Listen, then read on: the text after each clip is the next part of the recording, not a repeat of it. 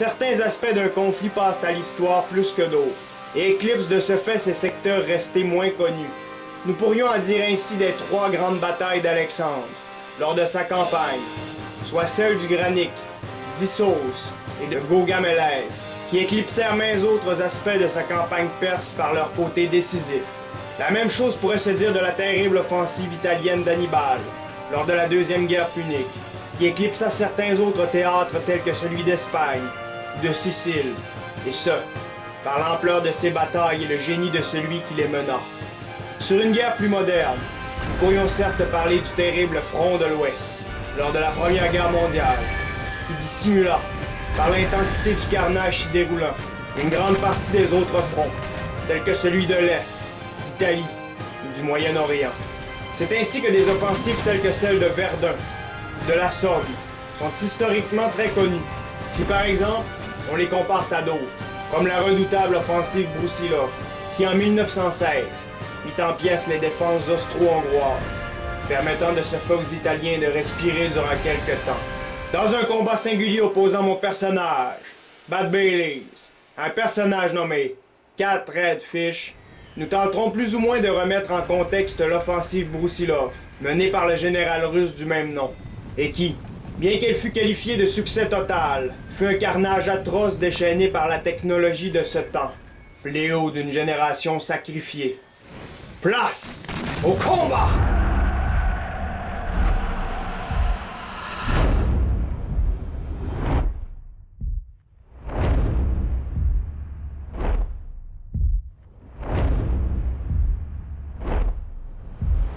Bon alors, contrairement à notre habitude, on n'observera pas les troupes de mon opposant pour la simple raison qu'il y a une multitude de celles-ci qui vont se trouver, initialement, cachées. C'est donc qu'aujourd'hui, on va jouer sur le mode The Great War, et pour ceux que ça intéresse, on joue avec la version 4.6. Et contrairement à la dernière fois, où vraiment on avait fait un combat typique du front de l'Ouest, où vraiment mes troupes en surnombre avaient été grandement massacrées dans le No Man's Land par les canons ennemis, aujourd'hui, préalablement au choix de nos effectifs, j'ai proposé à Cat Redfish de recréer un affrontement typique du front de l'Est. Et bien que dans l'introduction je mentionne l'offensive Broussilov, initialement c'était vraiment pas le but de recréer cet affrontement particulier. Et c'est donc en proposant à mon adversaire de prendre d'un côté les Autrichiens et de l'autre les Russes, ça a donné lieu à un combat extrêmement intense, qui représente somme toute assez bien les combats du front de l'Ouest, où effectivement les combats étaient beaucoup plus mobiles qu'à l'Ouest, bien que les tranchées étaient grandement présentes tout autant sur ce front. C'est donc après coup, en voyant les résultats de la bataille, que je me suis vraiment dit que ce combat pourrait être rapproché à l'offensive Broussilov, survenue en 1916, et cette attaque menée par Alexei Broussilov, un général russe assez audacieux,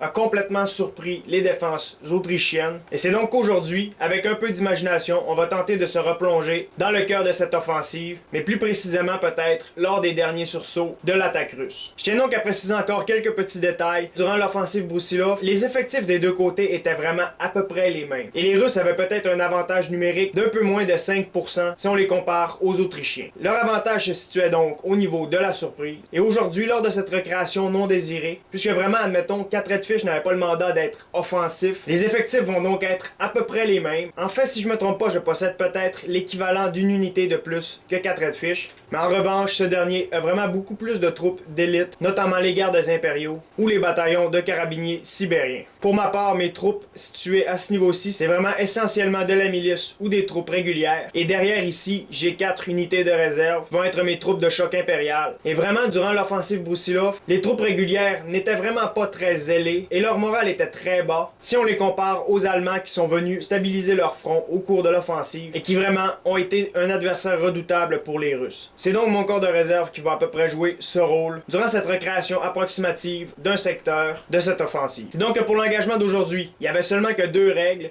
En réalité, on a vraiment voulu contrôler au niveau de l'artillerie ce qu'on allait apporter. C'est donc que chacun de nous s'apportait 2 unités d'artillerie de 12 livres, ainsi qu'une unité de mortier. C'est donc que du côté de Cat Redfish, on va retrouver exactement la même affaire, 2 artilleries de 12 livres, ainsi qu'une unité de mortier. Et remarquez bien l'erreur qu'il a fait, c'est qu'il a tout déployé au même endroit sans laisser d'intervalle entre. Et au cours de la bataille, tout ce que je vais faire, c'est que je vais viser la troupe au centre, et vraiment, ça va faire des dommages collatéraux au niveau des 2 unités sur ses côtés. Le mieux, c'est vraiment toujours de laisser un espace assez large entre chacune de ces unités si précieuses. C'est donc qu'une des règles résidait en cela, et la deuxième règle réside vraiment dans le fait qu'il ne faut pas attaquer avec l'artillerie à moins qu'ils deviennent vraiment offensifs et qu'ils soient plongés dans la bataille, mais tant qu'ils demeurent passifs, il ne faut pas attaquer le général de son opposant. Bien sûr, une attaque avec tout autre type d'unité serait complètement légitime, comme par exemple surprendre ce dernier avec la cavalerie. C'est donc que tant que le général demeure passif derrière les lignes, on ne peut absolument pas le viser avec notre artillerie. Ce serait beaucoup trop facile de gagner de cette façon d'ailleurs. Et c'est donc que ceci dit, on peut maintenant appuyer sur Play.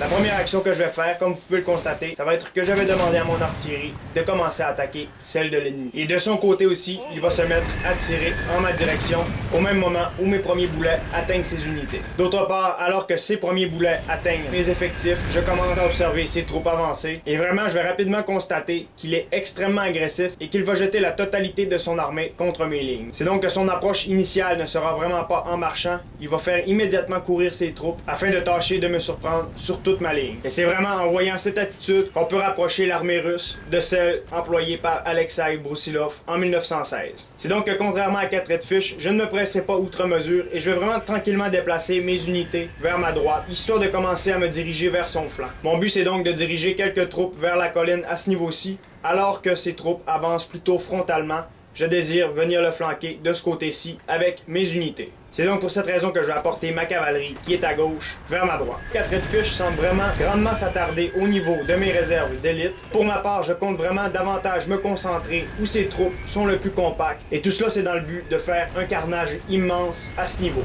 En effet, observez, les boulets gisent de partout au centre de cette masse. Alors 4 Redfish va grandement se concentrer au niveau de ma cavalerie, qui va grandement souffrir lors de son passage derrière mes lignes. Et de ce côté-ci, outre avec ma cavalerie, je ne me presse pas outre mesure et je passe mes effectifs tranquillement de ce côté-ci. Comme vous pouvez le constater, vraiment 4 Redfish est davantage concentré sur ma gauche. Et on peut vraiment remarquer cela alors qu'une grande partie de mes effectifs arrive sur ma droite. Et toujours ma cavalerie de ce côté-ci est la cible d'une grande partie des canons ennemis. Et observez son moral, comment il est touché. Et vraiment, quand on regarde tout ce que la cavalerie a à subir, on peut comprendre que cette baisse de morale est tout à fait légitime. Alors que tout cela se passe, les troupes de 4 Redfish sont à ce niveau-ci, en train de se réorganiser, et moi j'ai avancé la totalité de mon front pour aller le rejoindre. C'est à ce moment-ci qu'il va me surprendre avec une troupe de cavaliers qu'il avait cachée dans le bois de ce côté-ci. Et c'est donc alors que mon attention est anglée ailleurs, il va foncer contre mes miliciens. Mais rapidement, je vais m'en rendre compte et je vais demander à mes deux unités qu'elles repoussent cette attaque. Mais observez, mon unité va partir en déroute en même temps que ses cavaliers. C'est donc qu'en partant, il y a une brèche dans mon front de ce côté-ci. Et vraiment, le contact est en train de s'établir partout.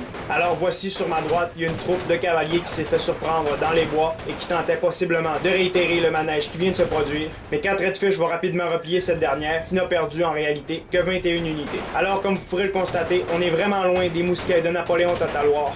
Et ici, c'est des fusils à culasse qui ne laissent un espace que de quelques secondes entre chaque balle. Alors, 4 Redfish est donc en train de pousser largement sur mon centre, de ce côté-ci, qui est sur le point de céder, alors que mes flancs sont en train de se rabattre au niveau des canons de 4 Redfish. Puisqu'en effet, mon but en apportant mes cavaliers sur mon aile droite, c'était initialement d'éventuellement y abattre ces canons. Et alors qu'une grande partie de mes effectifs tentent de se replier sur les flancs ennemis, on pourra remarquer que de mes 3 unités que j'ai envoyées pour flanquer les canons ennemis, une seule demeure, et celle-ci ne se trouve plus qu'à quelques dizaines de mètres de ces derniers. Profitant de l'attention de mon opposant qui est éventuellement de ce côté-ci, je lance mon autre unité de cavaliers sur l'autre côté afin d'éventuellement peut-être prendre ses canons par sa droite. Visiblement donc, je devrais être capable de surprendre les canons ennemis, bien que ces derniers commencent dès lors à se défendre. Et c'est ainsi que mon objectif premier, ça va être les mortiers, mais vraiment ma cavalerie, comme vous pouvez le constater, va se faire extrêmement malmenée alors qu'elle va être au contact. Et observez bien, elle va avoir beaucoup de difficultés à résister moralement à cette défense acharnée et très explosive, mais malgré tout je vais tenter de les décrocher afin d'attaquer l'autre unité de canon, mais mon unité va entrer dès lors en déroute. Alors le combat devient de plus en plus chaotique de ce côté-ci, et vraiment sur mes deux flancs,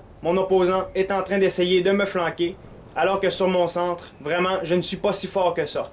De ce côté-ci, comme vous pouvez le constater, il y a une unité de cavalerie qui s'est frayé un chemin, mais j'ai remarqué une unité de Cosaques de ce côté-ci, et ceci va avorter mon mouvement. Mais en voyant que ces Cosaques approchent de ce côté-ci, je tente finalement de ne pas avorter mon mouvement et de vraiment lancer cette unité de cavalerie contre les canons ennemis. Néanmoins, ces Cosaques demeurent ma plus grande menace pour l'instant, et c'est pour cette raison que je vais retourner au moins une unité d'artillerie contre ceux-ci, et d'autre part, je vais envoyer une unité de troupes impériales de choc pour les contrer. Mais dans mon mouvement, cette unité va plutôt accrocher sur le bataillon de carabiniers sibériens dans le bois, et c'est pour cette raison que je vais rapidement devoir décrocher cette unité afin de la réangler et être capable de contrer le mouvement de la cavalerie ennemie. Alors enfin, 4 Redfish va lancer cette unité contre mes unités d'élite, et elle va faire ça malgré la pluie d'obus qui s'abat sur elle. Entre-temps, j'ai réussi à retourner mon unité de justesse, et au dernier instant, je vais être capable de me défendre et de faire un carnage immense au sein de cette unité montée. Alors, à peine le contact sera-t-il concrétisé qu'elle va entrer en déroute. Une grande partie de mes troupes sur mon front principal sont en train d'entrer en déroute, comme vous pouvez le constater, et vraiment la progression russe se fait de plus belle. Entre-temps, mon unité de cavaliers que j'avais lancée sur ma gauche s'est complètement fait repousser notamment par l'artillerie ennemie, et alors que mon front devient de plus en plus mince de ce côté-ci et que je commence à me faire flanquer par cette unité de ce côté, je mise tout à ce niveau-ci et je tente de repousser ce bataillon de carabiniers sibériens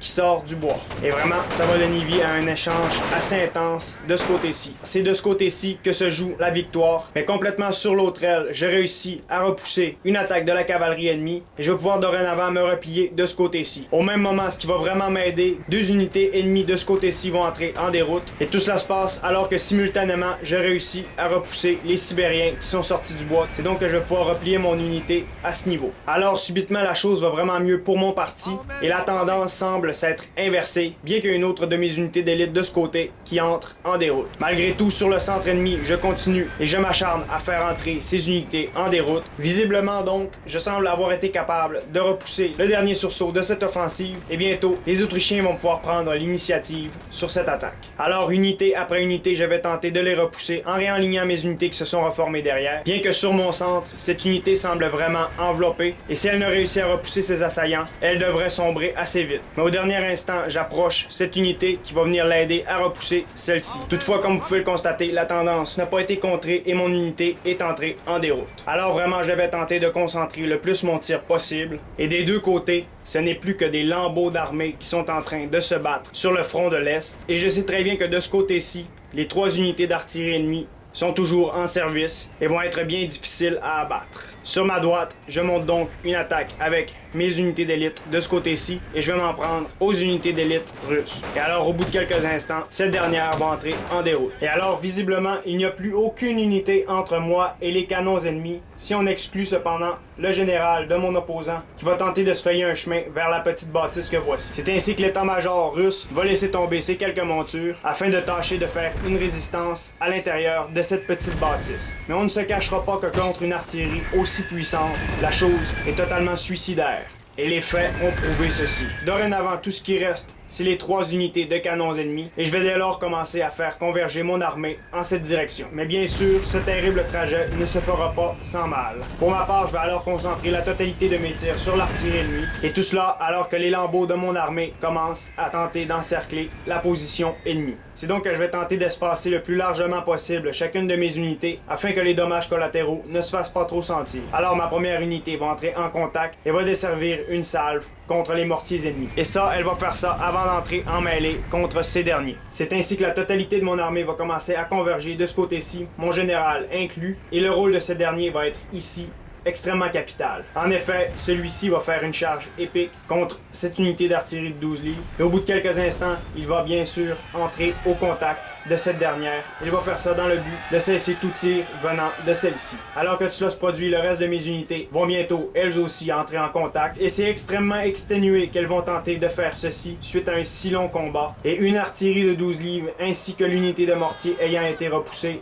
cette dernière va à son tour entrer en déroute sous les coups de mon infanterie et de mon général. J'ai donc déployé 2726 unités, alors que 4 Redfish en a déployé 2550. J'ai abattu 1935 ennemis et 4 Redfish en a abattu 1478. C'est donc qu'aujourd'hui, on a pu voir un combat typique s'étant déroulé sur le front Est lors de la Première Guerre mondiale. En réalité, bien que ce n'était pas vraiment nos plans initialement, on peut vraiment rapprocher la bataille d'aujourd'hui au dernier sursaut de l'offensive Brusilov, sursauts qui se sont déroulés un peu avant la contre-attaque austro-hongroise. C'est donc en premier lieu, en voyant que mon opposant était extrêmement agressif, j'ai décidé de ne pas presser la chose et tranquillement j'ai commencé à faire angler une bonne partie de mon armée vers mon flanc droit. J'ai fait ça notamment avec quelques unités d'infanterie dont le but était d'accrocher éventuellement l'aile gauche ennemie afin que ma cavalerie, qui s'est dirigée elle aussi sur ma droite, puisse aller aller flanquer les canons ennemis sur leurs arrières. Au bout de quelques instants, la chose s'est révélée beaucoup plus difficile et comme l'artillerie a vraiment décimé une grande partie de ma cavalerie et que le premier contact entre nos infanteries s'est révélé très brutal au niveau de mon centre, au bout de quelques instants, la situation s'est mise à se dégrader, bien que sur ma droite, ma cavalerie a réussi à entrer en contact avec l'artillerie ennemie, ce qui a cependant été d'une bien faible utilité. Alors le chaos s'est montré de plus en plus grand au niveau de la totalité du front, et à ce moment-ci, là où ça s'est joué, c'est au niveau de l'attaque de cavalerie sur mon aile gauche, qui s'est fait repousser par une de mes troupes de choc, et alors que quelques instants auparavant, l'état de mon front s'avérait très critique, la chose s'est rapidement débloquée, et j'ai été capable de repousser la presque totalité de l'attaque ennemie. Alors au bout d'un instant, après avoir abattu le général ennemi, j'ai fait converger la totalité de mes forces contre les seules unités restantes de mon opposant, soit son artillerie, qui réussit malgré tout à faire une défense assez impressionnante, mais malgré tout, suite à une charge de mon général et au premier contact de mon infanterie, cette dernière a finalement entré en déroute. Et voilà,